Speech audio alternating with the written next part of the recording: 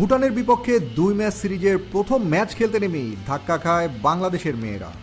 আগেও ভুটানের সঙ্গে খেলেছেন সাবিনা খাতুনরা, কিন্তু এতটা চ্যালেঞ্জের মুখে পড়েননি, কারণ কখনোই গোল হজম করতে হয়নি তাদের।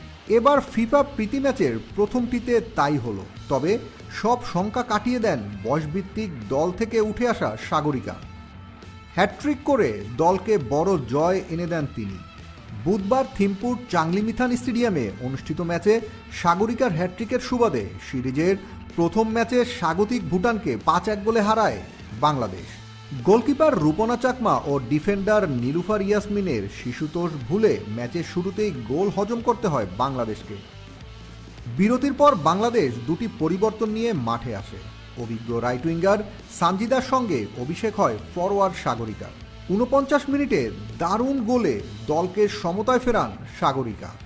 মিনিট 4 পর অধিনায়ক সাবিনা এগিয়ে নেন বাংলাদেশকে।